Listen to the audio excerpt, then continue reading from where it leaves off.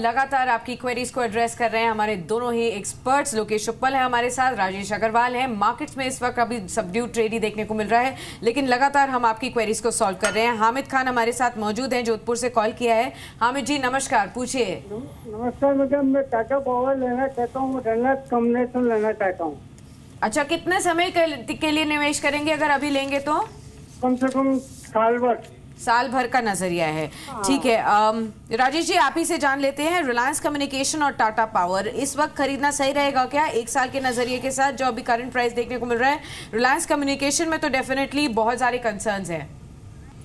देखिए, दोनों ही में मैं नहीं समझता कि कोई नया निवेश करना चाहिए, क्योंकि अगर आप देखें तो दोनों ही टाटा पावर ने बहुत लंबा अंडर परफॉर्म किया है स्टॉक को। हालांकि पिछले दिनों ऐसी खबरें आई थी कि अपने मुंद्रा पावर से ये निकलने के लिए सरकार को 51% हिस्सा ₹1 में देने की कोशिश कर रहे हैं, रिस्ट्रक्चर करना चाहते हैं बिजनेस को। बट मुझे नहीं लगता कि इस वक्त निवेश का कोई औचित्य है जब तक कि कोई परफॉर्मेंस निकल कर नहीं आती।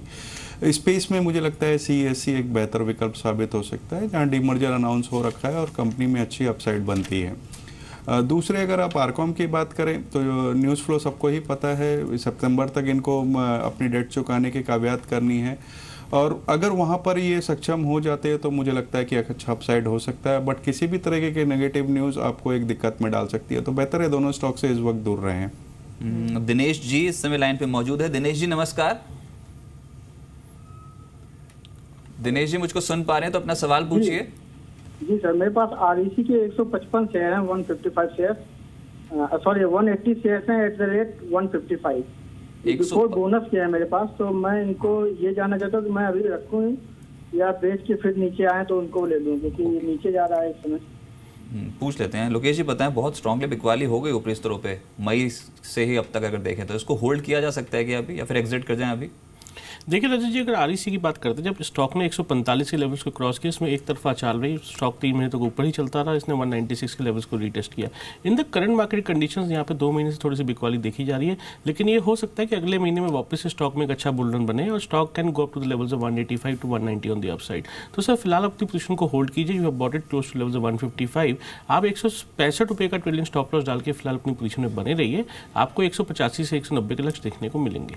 ठीक है, 185 190 तक के अपसाइड लेवल्स देखते जा सकते हैं, होल्ड करने की सलाह। उमर शंकर जुड़े हैं अब हमारे साथ उज्जैन से। नमस्कार उमर शंकर जी, पूछिए।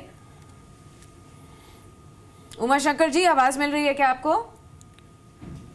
चलिए फटाफट से देख लेते हैं, SMS के जरिए भी इन्होंने अपनी डिटेल्स भेजी है। PFC यानी कि पावर फाइनेंस कॉर्पोरेशन पर जानना चाहते हैं। 150 शेयर्स हैं इनके पास, खरीदारी ऊपर के लेवल्स के 170 के आसपास खरीदा होगा, शायद मई के महीने में जो उछाल आया है वहां पर खरीदा है। राजेश जी आपकी राय PFC पर? बने रहने की सलाह रहेगी। मुझे लगता है कि बहुत ज़्यादा गिरावट हो चुकी है स्टॉक में, इस लेवल्स पे कोई नई एडिशन भी की जा सकती है अगर कोई चाहे तो। डिविडेंड यील्ड अच्छा बैठता है, कंपनी का कामकाज अच्छा है, NPAs उतने ज़्यादा नहीं है। मुझे लगता है कि एक नई एंट्री की बिल्कुल संभावनाएं बनती हैं। भगवान दास जी हमारे साथ मौजूद है गुजरात से। भगवान दास जी नमस्कार। हाँ नमस्कार सर। हाँ जी बताएं सर सवाल। हाँ, IDFC बैंक के 1000 शेयर है। IDFC bank? हाँ, 66 रुपये के भाव पर। अच्छा चलिए ठीक है, कब तक होल्ड कर सकते हैं सर? 2 मास के लिए।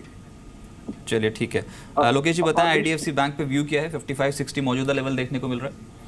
Rajesh, if I look at the chart patterns of IDFC Bank Limited, what we see right now, there's a bearish continuation pattern जो इंडिकेट करता है कि स्टॉक में एक रेजिस्टेंस आ रही है close to level of 60 rupees और वहीं से एक सेल ऑफ देखा जाता है। सर आपको एडवाइस दे दी जाती है कि आप सेल ऑन राइज की नीति को अपनाएं। If the stock comes back to level of close to 59 and 60 तो वहाँ से इसमें से एग्जिट कर लीजिएगा। ठीक है, एग्जिट करने की सलाह आपको दी गई है, फिलहाल इस पोजीशन से आप बाहर निकल जाएं।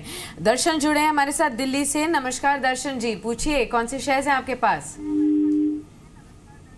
दर्शन, लगता है लाइन डिस्कनेक्ट हो गई है। फटाफट से एक और SMS देख लेते हैं। हिमाचल से संजय का SMS आया, ये अशोक लेलैंड के बारे में जानना चाहते हैं। 79 के भाव पर खरीदारी की है, 200 शेयर्स हैं इनके पास।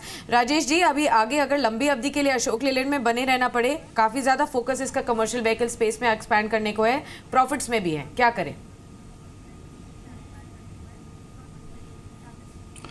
देखिए, मुझे लगता है बिल्कुल बने रहने चाहिए। नए निवेशक इसमें खरीदारी भी कर सकते हैं क्योंकि मैनेजमेंट का खुद का यह मानना है कि आने वाले 2-3 तिमाहियों में इनके अच्छे अपसाइड देखे जा सकते हैं रेवेन्यू साइड में। थोड़े स्मॉल ब्लिप्स हैं BS4 को लेकर के या GST को लेकर, बट चूँकि इकोनॉमी में रिवाइवल की हम बातें कर रहे हैं तो उसका बेनिफिशियरी अशोक लेलैंड हो सकता है।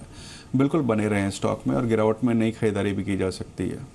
चलिए, शो खत्म होने में कुछ ही समय बचा है। अब कोई भी सवाल है आपका मार्केट से रिलेटेड तो 2 एक्सपर्ट्स हमारे साथ जुड़े हुए हैं, उनसे आप सवाल पूछ सकते हैं। फोन लाइंस आपकी स्क्रीन पे फ्लैश कर रहे हैं, फटाफट से अपने सवाल पूछिए। चंदन जी दिल्ली से समय लाइन पे मौजूद है। चंदन जी नमस्कार।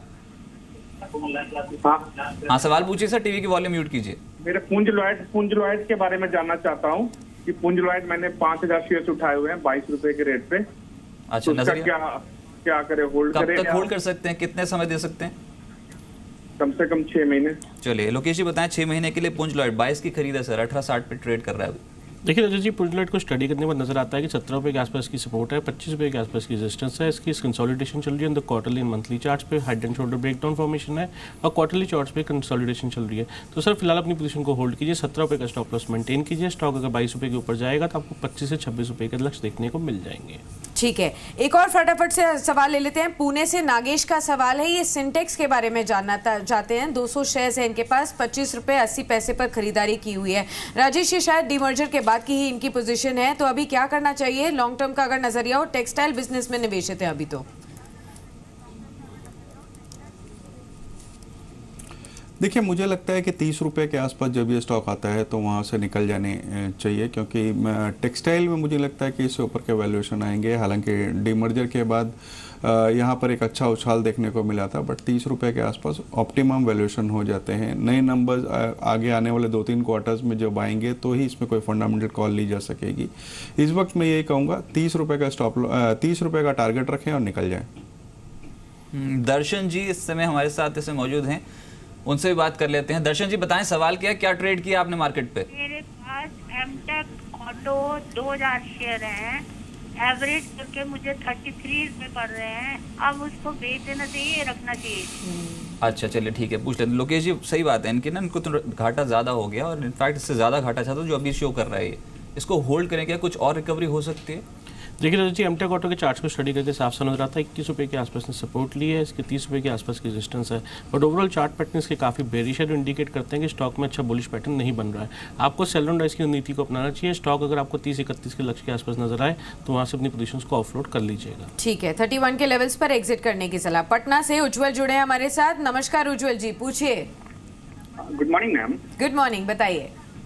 मैम मैंने यूपीएल के 50 शेयर खरीदे हुए हैं 880 के रेट पे। कितना समय देंगे सर? मेरा 1.5 साल का नजरिया है, इसमें मैं एवरेजिंग कर सकता हूँ क्या? Sure. Rajesh ji, current levels पर 830 के भाव पर एवरेजिंग करनी चाहिए क्या यूपीएल में?